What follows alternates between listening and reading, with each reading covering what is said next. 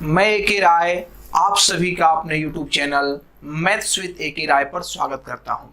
दोस्तों, हमने पिछले क्लास में सिलेबस डिस्कस कर लिया था रीजनिंग का। ठीक है, आज हम स्टार्ट करने वाले हैं रीजनिंग के टॉपिक को। तो चलिए आज हम स्टार्ट करते हैं रीजनिंग के एक बहुत ही खूबसूरत टॉपिक जिससे पेपर में क्वेश्चंस अक्सर पूछ लिए जाते हैं, जिसका नाम है डाइस पासा। तो हेडिंग लगाइए सभी लोग, डाइस। सभी लोग डाइस देखे होंगे, आप लोग लूडो खेलते हैं, ठीक है, वहां पर पासा का प्रयोग किया जाता है।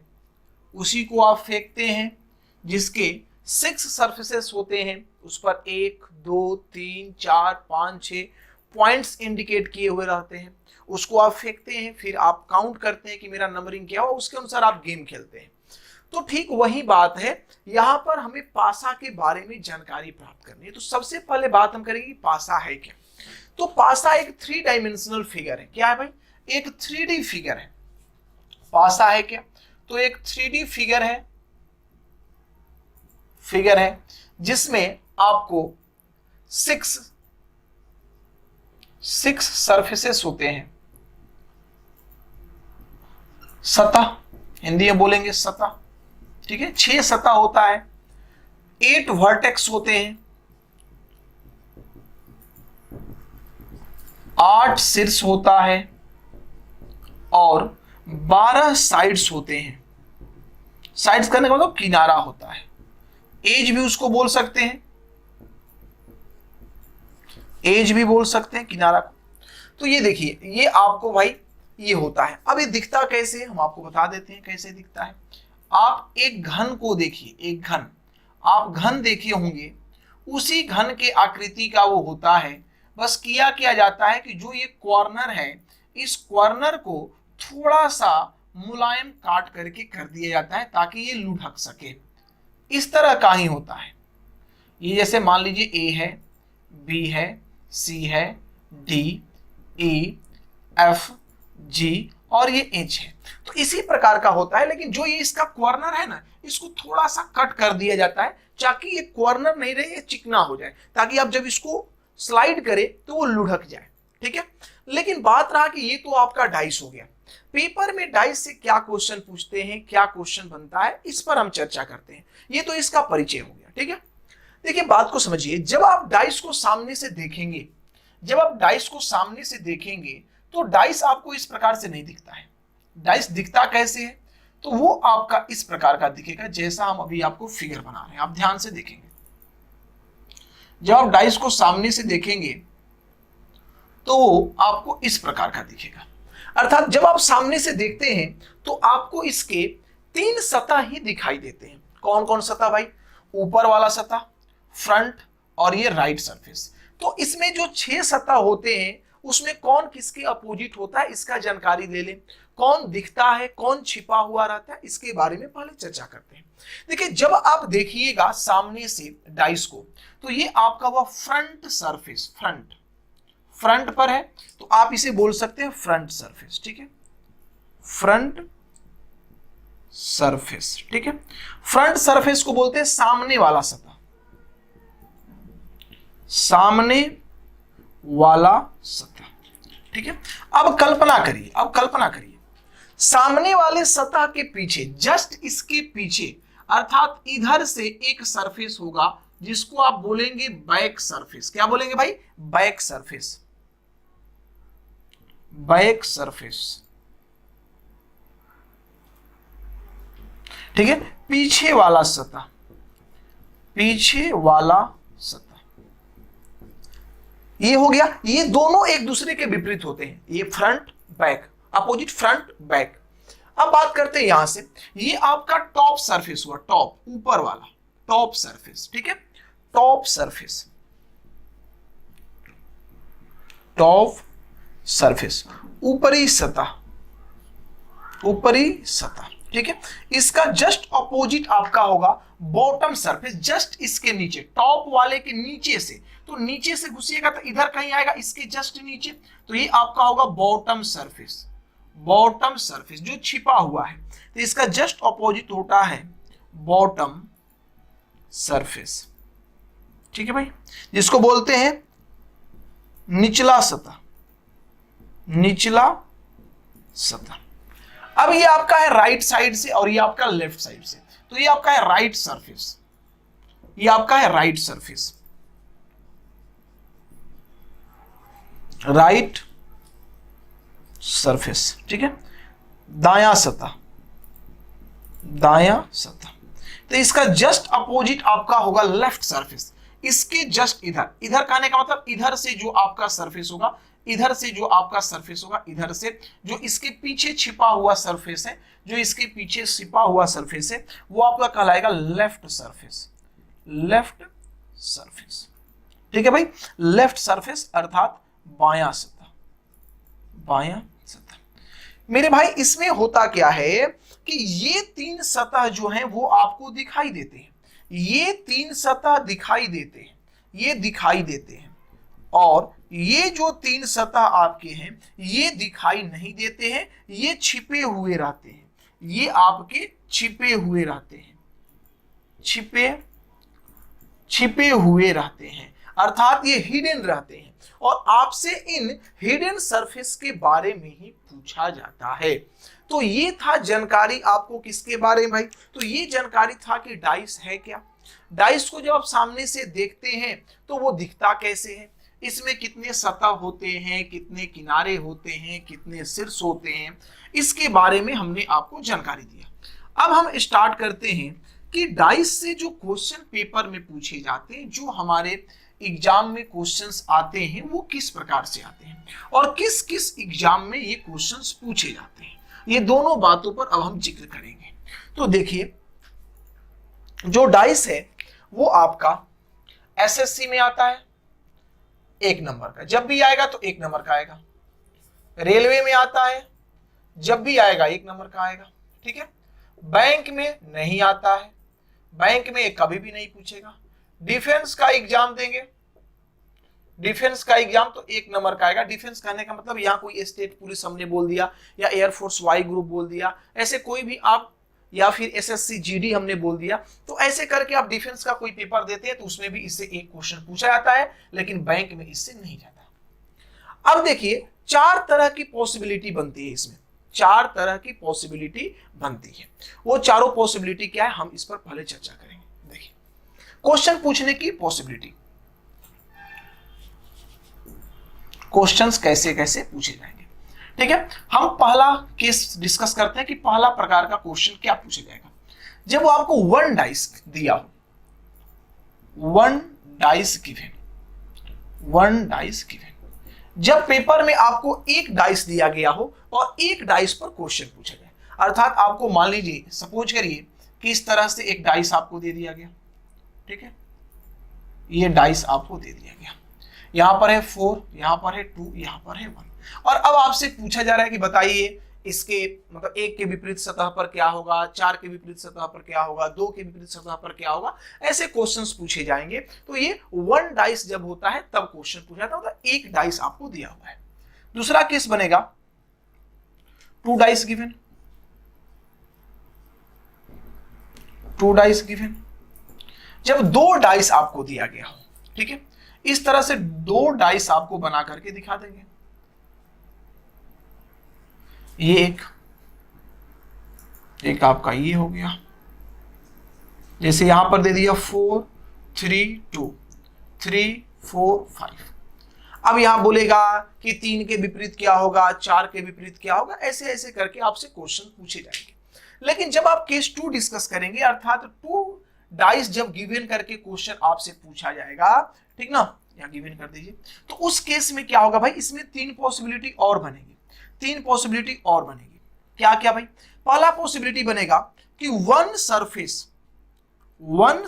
Common, 1 surface common. अरे देखो भाई, इतना नॉर्मल इंग्लिश लिख रहे हैं, कोई दिक्कत इसमें नहीं होनी चाहिए आपको, अगर दिक्कत है तो हम बोलते हैं तो आप लिखते चलिएगा। 1 सरफेस कॉमन कहने का मतलब है कि मान लीजिए हम इस तरह से क्वेश्चन ले रहे हैं,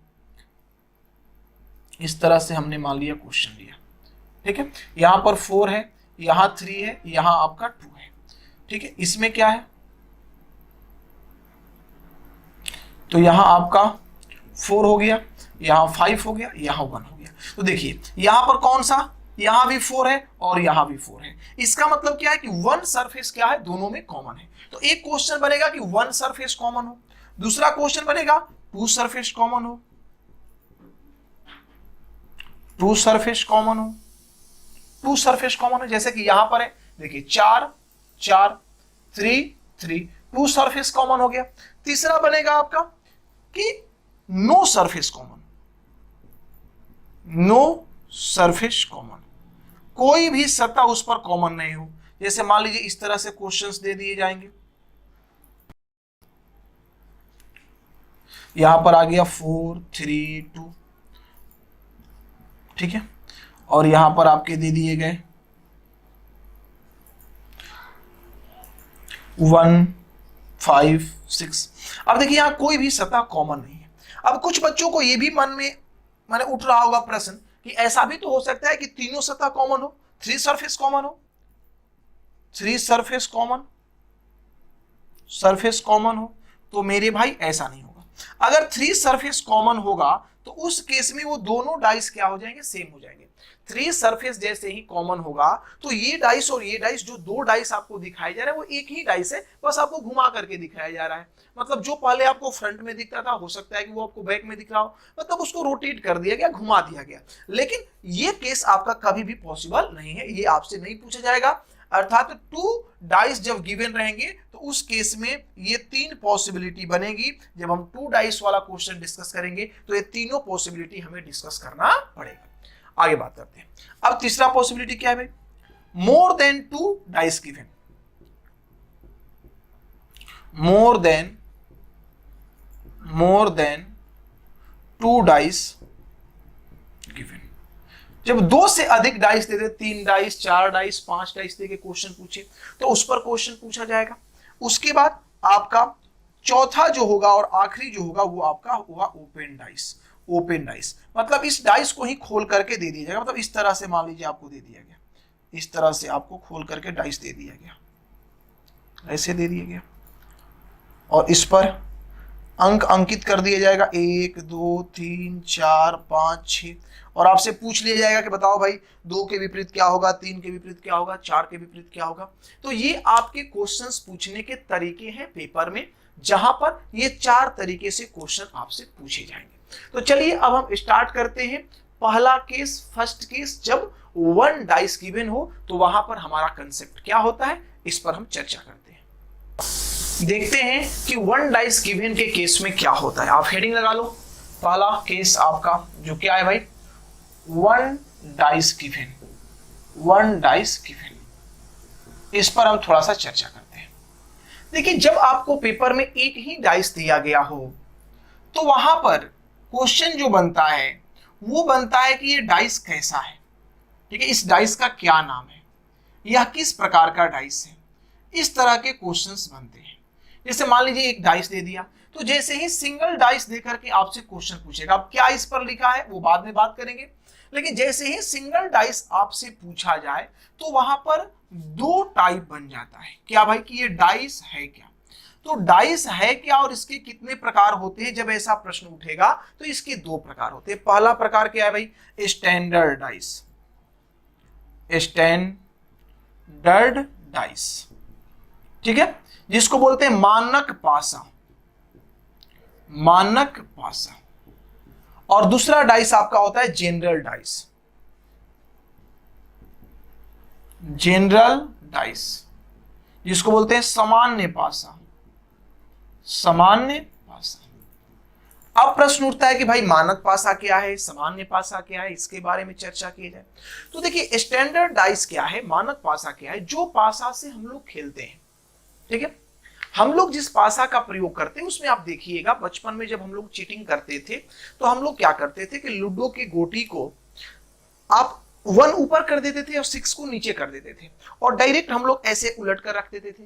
तो होता क्या था कि 1 नीचे चला जाता था और 6 ऊपर आ जाता था। इसका मतलब वहां पर क्लियर था कि 1 के विपरीत, 1 के विपरीत क्या आएगा भाई, तो 1 के विपरीत 6 आएगा, 2 के विपरीत क्या आएगा, 7 आएगा अपोजिट में, और 3 के विपरीत क्या आएगा, 2 के विपरीत 7 नहीं, 2 के विपरीत क्या आएगा 5 आएगा, और 3 के विपरीत क्या आएगा आपका 4 आएगा। ठीक है, मतलब कहने का मतलब कि वहां पर अपोजिट सरफेस का सम जो होता था, अपोजिट सरफेस का सम, यहां हम लिख देते हैं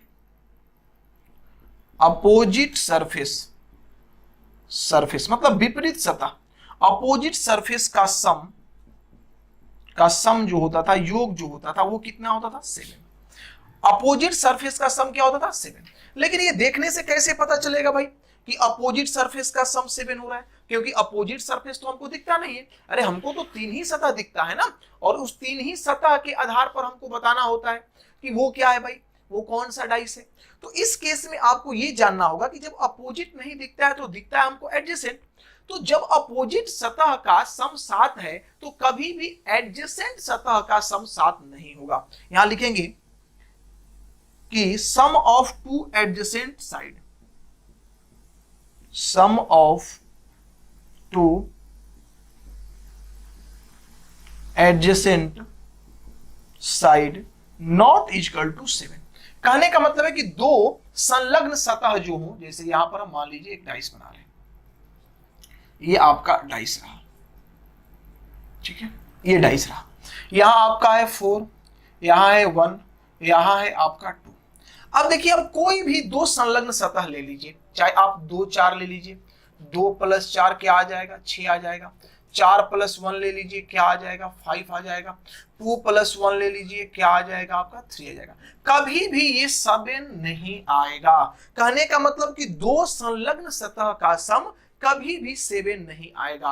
अर्थात जब जो सतह आपको दिख रहा है, जो सतह आपको दिख रहा है, अगर इसके किसी भी 2 सतह का सम 7 नहीं है तो समझिएगा ये क्या है, मानक भाषा है, स्टैंडर्ड डाइस है। दूसरा बात ये भी याद रखना है कि स्टैंडर्ड डाइस में अपोजिट सरफेस का सम कितना होता है 7, 6 1 7, 5 2 7, 4 3 7। ये अपोजिट वाले जोड़ने पर क्या आएंगे 7 आएंगे। अब सामान्य पैसा क्या है, तो जस्ट इसका विपरीत है भाई, जस्ट इसका विपरीत। मतलब यहां पर sum of 2 adjacent side equal to क्या होगा 7। 2 संलग्न सतहों का जो सम होगा वो यहां पर क्या हो जाएगा 7 हो जाएगा। जैसे मान लीजिए हमने एक डाइस यहां पर आपको बनाया, ये आपका एक डाइस है, ठीक है, ये आपका डाइस है, इस पर लिखा हुआ है 4, इस पर 3, इस पर 2। तो आप देखिए जैसे ही यहां देख रहे हैं 4 + 3 आपका क्या आ गया 7। जैसे ही 4 + 3 आपका 7 आ गया, मतलब ये जो पासा है वो सामान्य पासा है, ये स्टैंडर्ड डाइस नहीं है, जनरल डाइस है। तो जैसे ही सिंगल डाइस आपको देगा पेपर में, जैसे ही आपको सिंगल डाइस देगा तो आपके मन में 2 प्रश्न उठना चाहिए कि ये डाइस है कौन सा डाइस भाई, जनरल डाइस है या स्टैंडर्ड डाइस है। चलिए अब कुछ क्वेश्चन हम लेते हैं, ठीक है, और क्वेश्चन लेकर के आपसे पूछते हैं कि आप उसमें बताइए कि ये जो डाइस हमने आपको बोर्ड पर लिखा है, यह डाइस जनरल डाइस है या फिर स्टैंडर्ड डाइस है। ठीक है, फटाफट आप बताते रहिएगा, हम लिखते जाएंगे और 2-3 एग्जांपल देंगे ताकि आपको ये क्लियर हो जाए, पहचानने में आसानी हो कि कौन स्टैंडर्ड डाइस है और कौन आपका जनरल डाइस है। एकदम फटाफट फास्ट करेंगे आप लोग भी, क्योंकि हमने कंसेप्ट आपको बता दिया है कि जनरल डाइस क्या है और स्टैंडर्ड डाइस क्या है। देखिए समझिएगा बात, यहां पर है आपका choose general and standard dice. ठीक है, जनरल और स्टैंडर्ड डाइस हमें चुनना है। जैसे मान लीजिए हमने ए में एक डाइस लिया, ये मेरा एक डाइस है, ठीक है, बी में हमने एक डाइस लिया,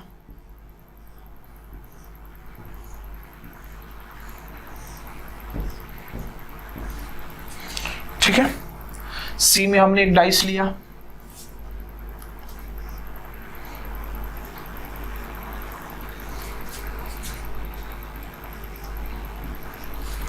डी में हमने एक डाइस लिया। आप बताते रहिए, आप अपना कॉपी पेन निकाल कर कैलकुलेट करते रहिए या माइंड कैलकुलेट करके ये पता करते रहिए कि जो हमने लिखा है वो सही है या फिर गलत है। ठीक है, वो कौन सा डाइस है कौन सा डाइस नहीं, ये बताना है। ये 4 ऑप्शंस आपके सामने हमने दे दिया। आपसे पूछा कि बताओ भाई इसमें कौन स्टैंडर्ड है और कौन जनरल है, तो आप चलिए देखते हैं भाई। यहाँ पर आप एडजेसेंट साइड को देखेंगे, जो आपको दिख रहा है ये 3 फेस जो आपको दिख रहे हैं उन्हें आप देखिए, तो देखते ही पता चल रहा है कि यहाँ पर 4 + 3 करने पर क्या आ गया 7, अर्थात दो संलग्न सतह का सम क्या हो गया 7। तो जैसे ही सम 7 हुआ, इसका मतलब ये जो डाइस आपका है ये कौन सा डाइस है, तो ये आपका जनरल डाइस है, सामान्य पासा है, सामान्य पासा है। यहां पर आइए, यहां इन दोनों को देखिए, 6 + 1 क्या हो जाएगा, यहां भी 7 आ गया। तो जैसे ही 7 आया मतलब ये हुआ कि ये भी आपका जनरल डाइस है, ये भी आपका क्या है जनरल डाइस है। आगे बढ़ते हैं, यहां आइए, यहां आप देखिए किसी को भी जोड़िए, 2 + 1 क्या आ गया 3, 2 + 3 क्या आ गया आपका 5, 1 + 3 क्या आ गया आपका 4। मतलब किसी भी तरह से 7 नहीं आ रहा है, किसी भी दो सतह को जोड़ने पर 7 नहीं आ रहा है। तो मेरे भाई ये कौन सा डाइस है, तो ये है स्टैंडर्ड डाइस, ये है स्टैंडर्ड डाइस, ठीक है, ये स्टैंडर्ड डाइस है। अब यहां पर देखिए, यहां पर भी आप जोड़ने जा रहे हैं किसी भी दो सतह को, तो 5 + 3 = 8, 6 + 3 = 9 और 5 + 6 बराबर कितना आ गया 11। कहीं पर भी आपको 7 नहीं आ रहा है, इसलिए ये भी जो डाइस है ये आपका स्टैंडर्ड डाइस है, अर्थात मानक पासा है। तो हमने जो आपको क्वेश्चंस दिए उसमें 2 आपका स्टैंडर्ड है और 2 आपका क्या है जनरल है। तो हमें उम्मीद है कि अब आपको क्लियर हो गया होगा। अगर कोई क्वेश्चन देता है, कोई डाइस दिखाता है और आपसे पूछेगा कि बताओ बाबू ये स्टैंडर्ड है कि जनरल है, तो आप आराम से उसका जवाब दे पाएंगे। चलिए अब हम बात करते हैं कि अगला क्वेश्चन किस तरह से पूछा जा सकता है आपसे जब 1 डाइस आपको दिया गया हो, तो उस पर थोड़ा सा चर्चा कर लें। पहले हम पूरा कंसेप्ट आपको बता देंगे, ठीक है, इस तरह से पूरा कंसेप्ट बता देंगे, फिर इस चैप्टर से 40-50 क्वेश्चन हम करा देंगे और आपसे कभी भी क्वेश्चन नहीं छूटेगा। 2-4 सेकंड में आप किसी भी क्वेश्चन को सॉल्व करेंगे। बस इत्मीनान से कंटिन्यू क्लास देखते जाए, स्टेप वाइज स्टेप धीरे धीरे आगे की ओर बढ़ना है। देखिए, मान लीजिए आपसे क्वेश्चन एक दिया, यहां पर क्वेश्चन दिया, ठीक है, क्वेश्चन है कि in given dice find the number opposite to 3। कह रहा है कि in given dice find the number opposite to 3, 3 के विपरीत कौन सा नंबर है ये आपको बताना है, और वो डाइस इस तरह से आपको दिया हुआ है।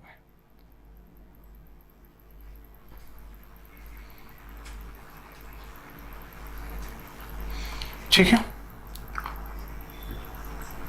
ये डाइस आपको दिया हुआ है और आपसे पूछा गया कि बताइए 3 के विपरीत क्या होगा। तो सबसे पहले हमने देखा कि जैसे भी आप डाइस देखेंगे, देखते देखते क्लियर होना चाहिए कि ये स्टैंडर्ड है कि जनरल है। पहला ही प्रश्न उठता है कि ये स्टैंडर्ड है कि ये जनरल है, ये आपको देखना है, ये आपको देखना है। तो मेरे भाई देखो, 3 2 5, 3 1 4, 1 2 3, कहीं भी 7 नहीं आ रहा है, मतलब ये जनरल नहीं है, ये क्या है भाई स्टैंडर्ड है, ये स्टैंडर्ड है। तो जैसे ही ये मानक पासा है, तो मानक पासा के बारे में आप जानते हैं, क्या जानते हैं कि sum of two opposite surface equal to 7, sum of two opposite surface equal to 7। दो विपरीत सतह का जो सम होता है मेरे भाई, वो कितना होता है 7 होता है। तो अगर आपसे 3 के विपरीत पूछा गया है, तो आप बताइए 3 में क्या जोड़ दे कि 7 हो जाए, तो ये आपका 4 क्या हो जाएगा आंसर हो जाएगा। सपोज करिए आपसे पूछा गया होता कि 1 के विपरीत क्या होगा, तो उस केस में बोलते कि 1 में क्या जोड़े कि 7 हो जाए, तो आप बोलेंगे 6, तो 1 का विपरीत 6 हो जाता। मान लीजिए आपसे कोई ये पूछता कि 2 के विपरीत क्या होगा, तो आप बोलेंगे 2 में क्या जोड़े, तो आप बोलेंगे कि 5 जोड़ दीजिए, ये 7 हो जाएगा। तो इस प्रकार से आप कोई भी प्रश्न का आंसर दे सकते हैं। चलिए एक क्वेश्चन और हम आपको देते हैं, क्योंकि हमने तो इसे खुद से बनाया। अब आप एक क्वेश्चन बना लीजिए और हमें बता दीजिए इसमें कि इस क्वेश्चन में opposite number of top surface मतलब टॉप सरफेस के अपोजिट कौन सा नंबर आएगा। ठीक है,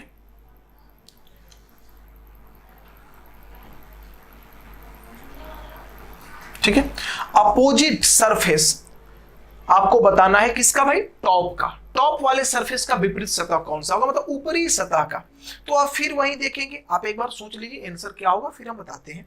तो आप डायरेक्ट सोचेंगे कि भाई ये कौन सा डाइस है, तो ये तो स्टैंडर्ड डाइस है, क्योंकि 5 + 3 जोड़े 8 आ गया, 1 + 3 जोड़े 4 आ गया, 5 + 1 जोड़े 6 आ गया।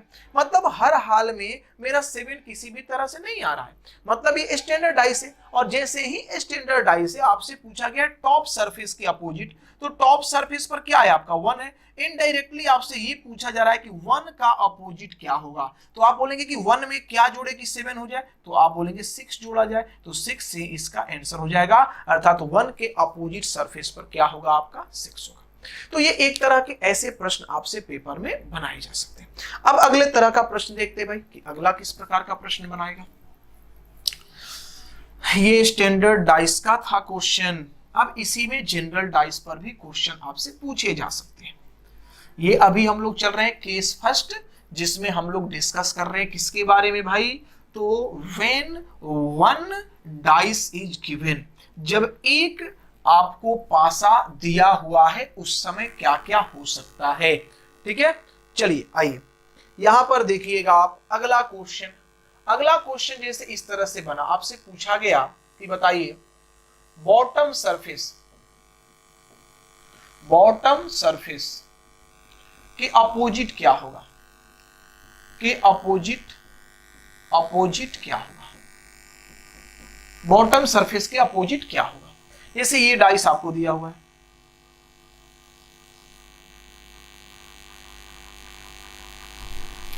थोड़ा सा अच्छा बना देते हैं, बॉटम सरफेस के अपोजिट क्या होगा। ठीक है, यहां है 3, यहां है 4, यहां है 3 4 2। आप देखते ही समझ जाएंगे कि ये कौन सा डाइस है भाई मेरे। तो यहां पर 3 + 4 करने पर क्या आ रहा है 7, और जैसे ही 7 आया ये मेरा डाइस हो गया जनरल, ये मेरा डाइस हो गया जनरल। अब जैसे ही ये जनरल डाइस हो गया मेरे भाई, यहां आप एग्जैक्ट रूप से कुछ कह ही नहीं सकते हैं कि कौन इसका अपोजिट हुआ, क्योंकि इसका तो कोई रूल है नहीं कि अपोजिट वाले को जोड़ने पर स्टैंडर्ड की तरह तो रूल है नहीं कि 2 अपोजिट को जोड़िएगा तो 7 आएगा, इसका तो ऐसा कुछ रूल ही नहीं है। तो जब रूल ही नहीं है तो क्वेश्चन बनेगा कैसे। तो इसका क्वेश्चन बनता है पॉसिबिलिटी में, इसका क्वेश्चन बनता है पॉसिबिलिटी में। आप पॉसिबिलिटी जाहिर कर सकते हैं, संभावना व्यक्त कर सकते हैं, संभावना में आंसर दे सकते हैं। जैसे ध्यान दीजिए, आपसे क्या पूछा गया, बॉटम सरफेस के अपोजिट क्या होगा, बॉटम सरफेस के अपोजिट क्या होगा। तो ये बात को समझिएगा, तो बॉटम सरफेस के अपोजिट होता क्या है, बॉटम सरफेस के अपोजिट होता क्या है, तो टॉप सरफेस। अरे निचले सतह के विपरीत कौन सा होता है, ऊपर वाला सतह। तो आप ऊपर वाले सतह में देखिए, ऊपर वाले सतह में क्या है, तो ऊपर वाले सतह में 2 है, ऊपर वाले सतह में 2 है, तो इस 2 का विपरीत क्या हो सकता है। तो आप पहले सोचेंगे कि जो एडजेसेंट साइड है वो कभी भी अपोजिट साइड नहीं होता है। ये बात तो पहले आप याद रख ले कि एडजेसेंट साइड बहुत जगह काम करेगा। ये एडजेसेंट साइड कभी भी अपोजिट साइड नहीं हो सकता, अपोजिट साइड नहीं हो सकता, ये संभव ही नहीं है, ये संभव ही नहीं है। तो अगर ये 2 के एडजेसेंट साइड 3 और 4 हैं, तो 3 और 4 कभी भी इसके अपोजिट नहीं हो सकते, 3 और 4 कभी भी इसके अपोजिट नहीं हो सकते। तो इसके अपोजिट अब हो क्या सकते हैं, तो भाई डाइस पर कितने नंबर्स होते हैं, तो 1 होता है, 2 होता है, 3 होता है, 4 5 और 6, यही ना। अरे 6 सतह पर 6 अंक होते हैं लिखे हुए, 1 2 3 4 5 और 6। तो अब आपका 2 3 और क्या निकल गया 4, ये जो है ये एडजेसेंट है, तो इनका अपोजिट क्या हो सकता है कि इनका अपोजिट 1 हो, या ये भी हो सकता है कि इनका अपोजिट 5 हो, या ये भी हो सकता है कि इनका अपोजिट क्या हो 6 हो। तो मेरे भाई जब आपसे पूछा गया है कि बॉटम सरफेस के अपोजिट क्या होगा, तो बॉटम सरफेस तो ये था, अरे बॉटम सरफेस पर यही ना आ सकते हैं, बॉटम सरफेस पर तो ये आ सकते हैं। आपसे पूछा गया बॉटम सरफेस का अपोजिट क्या होगा, तो बॉटम सरफेस का अपोजिट ये हो सकता है, या तो 2 हो सकता है, या तो 3 हो सकता है, या तो 4 हो सकता है। मतलब आप संभावना के रूप में इसका आंसर दे सकते हैं। अब रहा बात कि ऑप्शन कैसे कैसे क्रिएट किए जा सकते हैं, कैसे कैसे बनाए जा सकते हैं। तो ध्यान दो मेरे भाई, मान लो आपको ऑप्शन इस तरह से दिया गया है कि बॉटम सरफेस के अपोजिट क्या होगा, बॉटम सरफेस के अपोजिट क्या होगा। आपको ऑप्शन दे रखा है 2,3, बी में दिया 3,4, सी में दिया 2,3,4 और डी में आपको दिया हुआ है 3। तो आप किसे मारेंगे भाई? तो देखिए 2,3 भी आंसर हो सकता है, 3,4 भी आंसर हो सकता है, 3 भी आंसर हो सकता है, लेकिन संभावना सबसे ज्यादा किसका है, पॉसिबिलिटी सबसे ज्यादा किसका है? तो आप बोलेंगे सर सी का है, क्योंकि इसमें एग्जैक्ट आंसर आ रहा है, क्योंकि इसका अपोजिट इन तीनों में से कोई भी हो सकता है, या तो 2 हो सकता है, या तो 3 हो सकता है, या तो 4 हो सकता है। मान लीजिए आपको इस तरह से ऑप्शन दे दिए गए, इस तरह से ऑप्शन, ये ए आपका हो गया, ये बी आपका हो गया, ये सी आपका हो गया, ये डी आपका हो गया। अब यहां पर ऑप्शन दिया हुआ है आपका, मान लीजिए कि यहां पर दिया हुआ है 2, 3, 4, C and D can not be determined, can not be determined. तो अब देखिए इस केस में जब सी एंड डी आपको ऑप्शन में दिया गया है तो आप इसका आंसर ज्ञात नहीं कर सकते। क्यों नहीं ज्ञात कर सकते? कि इसका अपोजिट 2 तो होगा, इसका अपोजिट 3 भी होगा, इसका अपोजिट 4 भी होगा, लेकिन आप एग्जैक्ट रूप से ये बात नहीं कर सकते, क्योंकि हो सकता है कि या तो 2 हो जाए या तो 3 हो जाए। अरे 2 को बोलेंगे कि 3 को बोलेंगे कि 4 को बोलेंगे, तो क्लियर आप नहीं कर सकते। तो इस केस में आपको सी एंड डी मारना होगा, ये आपका आंसर हो जाएगा। तो पॉसिबिलिटी के अनुसार, ऑप्शन के अनुसार आप चीजों को समझेंगे, एनालाइज करेंगे और उसके बाद आप क्या करेंगे, जवाब देंगे। तो चलिए एक क्वेश्चन तो हमने खुद से डील किया, एक क्वेश्चन और लेते हैं कि आप उसे सॉल्व करें। ठीक है, एक क्वेश्चन और लेते हैं और आप उसे सॉल्व करें, सॉल्व करके बताइए। उस पर 1-2 ऑप्शंस भी हम देते हैं आपको, ताकि आप एकदम एग्जैक्ट क्लियर हो जाएं कि भाई ऐसे क्वेश्चंस अगर पेपर में पूछे जाते हैं तो हम उसका आंसर क्या देंगे। ठीक है, यहां पर हम लिख देते हैं 5 के अपोजिट क्या होगा, 5 के अपोजिट क्या होगा। ये आपका पासा एक दिया हुआ है, ये इस तरह से पासा है, यहां है 5, यहां है 3 और यहां है 2। आपसे पूछा गया 5 के अपोजिट क्या होगा और हम ऑप्शन दे देते हैं। आप इसे सॉल्व करें, हम ऑप्शन देते हैं कि इसका ऑप्शन क्या होगा।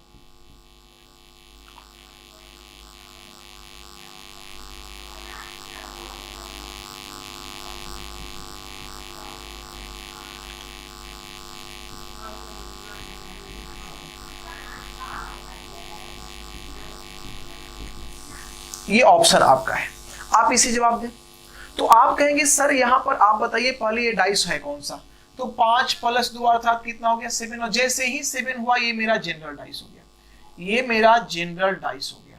तो जैसे ही ये मेरा जनरल डाइस है, तो जनरल डाइस में हमको पता है कि जो एडजेसेंट सरफेस है ये कभी अपोजिट सरफेस नहीं होंगे। तो 5 है तो 5 के अपोजिट ये 3 और 2 नहीं आएगा, और 5 के अपोजिट 5 भी नहीं आएगा। तो जब आपका 1 2 3 4 5 6 ये 6 नंबर्स में से 5 के अपोजिट 5 होगा ही नहीं, 3 अपोजिट होगा ही नहीं, 2 अपोजिट होगा ही नहीं, तो अपोजिट कौन हो सकता है? तो या तो 1 होगा, या तो 4 होगा, या तो 6 होगा। मतलब ये पॉसिबिलिटी के साथ आपके आंसर हो सकते हैं, या तो 1 होगा, या तो 4 होगा, या तो 6 होगा। तो मेरे भाई ऐसा ऑप्शन कहां पर है, ऐसा ऑप्शन कहां पर है? तो ए में है, ए वाले ऑप्शन को मारेंगे। अब नन ऑफ दीज ऑप्शन में, लेकिन इसे मारेंगे नहीं, क्यों? क्योंकि एग्जैक्ट हमारा सारा पॉसिबिलिटी यहां पर मिल रहा है, इसलिए मेरा आंसर यही हो जाएगा। तो हमें उम्मीद है कि आज आपको ये सारी बातें समझ में आ गई होगी। हमने 1 सरफेस वाले क्वेश्चन, मतलब 1 डाइस वाले क्वेश्चंस पूरा क्लियर कर दिए। आप इसे देख लीजिएगा, क्लियर हो लीजिएगा। कोई दिक्कत हो तो कमेंट बॉक्स में आप कमेंट करके हमें बताइएगा कि यहाँ पर सर प्रॉब्लम है। ठीक है, उसके बाद हम नेक्स्ट क्लास में स्टार्ट करते हैं केस 2, जहां पर 2 डाइस आपको गिवन हो।